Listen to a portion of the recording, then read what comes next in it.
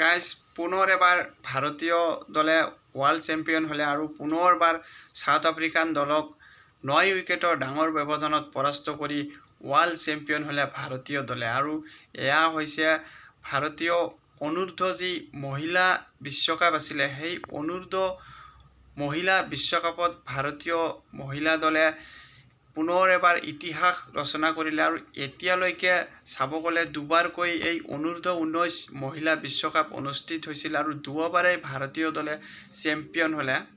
এইবাৰো ভাৰতীয় দলে সাউথ আফ্ৰিকাক 9 উইকেটত পৰাস্ত কৰিলে। মেচখনত সাউথ আফ্ৰিকান দলে প্ৰথমে বেটিং কৰি কেৱল মাত্ৰ 82 ৰানহে কৰিবলৈ সক্ষম হৈছিলে আৰু ভাৰতীয় দলৰ হৈ দুৰ্দান্ত বলিং কৰিছিলে ত্ৰিশাই মেচখনত 4 অভাৰৰ স্পেলত কেৱল মাত্ৰ 15 ৰান ব্যয় কৰি 3টা গুৰুত্বপূৰ্ণ উইকেট লৈ সাউথ আফ্ৰিকান দলৰ যি মেৰুদণ্ড ভাঙি দিছিল। ইয়াৰ পৰাই সাউথ আফ্ৰিকান বেটাৰসকলে আৰু তেজ গতিত ৰান স্ক'ৰ কৰিব পৰা নাছিলে আৰু কেৱল মাত্ৰ 82 ৰানতেই অল আউট হ'বলৈ বাধ্য হৈছিলে। আৰু ত্ৰিশাই কেৱল মাত্ৰ বল হাতেৰেই নহয়, মেচখনত বেট হাতেৰেও উজলি উঠিছিলে। আৰু যেতিয়া ভাৰতীয় দলক জয়ৰ কাৰণে 83 ৰানৰ প্ৰয়োজন আছিল, তেতিয়া ভাৰতীয় দলৰ অপেনাৰ বেটছমেন এজন প্ৰথমতেই আউট হৈছিল যদিও ত্ৰিশাই নিজৰ যি লক্ষ্য আছিল যে দলক চেম্পিয়ন বনোৱাৰ, সেই লক্ষ্য নিৰ্ধাৰণ কৰি লৈহে অৱশেষত 44 ৰানৰ এটা অপৰাজিত মেচ উইনিং ইনিংছ খেলি দলক জয়লাভ কৰাইহে ঘূৰি আহিলে।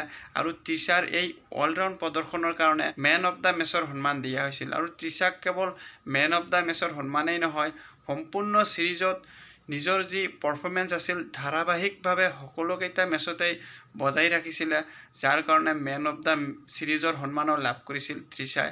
তাৰোপৰি ভাৰতীয় দলে যে সাউথ আফ্ৰিকান দলক কেৱল মাত্ৰ 82 ৰানতেই অল আউট কৰিছিলে, ইয়াৰ মূলতেই ভাৰতীয় বলাৰসকলৰ আধিপত্য আছিলে।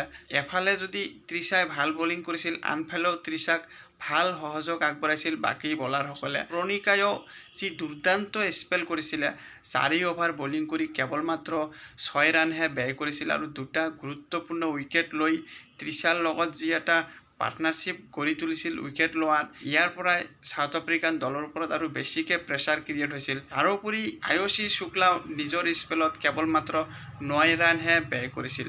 যদি ওপৰ শাৰীৰ দুজন বলাৰে ইমান আউটষ্টেণ্ডিং বল কৰাৰ পিছতো তৃতীয়জন বলাৰে আহিও 4 অভাৰৰ স্পেলত কেৱল মাত্ৰ 9 ৰানহে ব্যয় কৰে, তেনেহ'লে বিৰোধী দলৰ ৰান কিমান হ'ব ইয়াৰ পৰাই অনুমান কৰিব পৰা যায়। আৰু অৱশেষত সাউথ আফ্ৰিকান দলে এই 3 বলাৰৰ যি দুৰ্দান্ত বলিং পাৰফৰ্মেঞ্চ আছিল, ইয়াৰ আগত কেৱল মাত্ৰ 82 ৰানহে কৰিবলৈ পাইছিলে।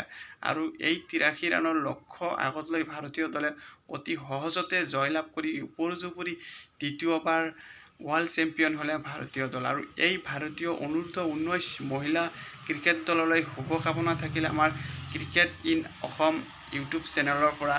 আৰু এই খেলুৱৈসকলে আগন্তুক দিনত ওমেন্স যি ছিনিয়ৰ দল আছে, সেই ছিনিয়ৰ দলত আহক আৰু ভাল পাৰফৰ্মেঞ্চ কৰি দেশৰ নাম উজ্বলাই আনক, তাৰে কামনা কৰি ইয়াতে সামৰিলোঁ। ধন্যবাদ।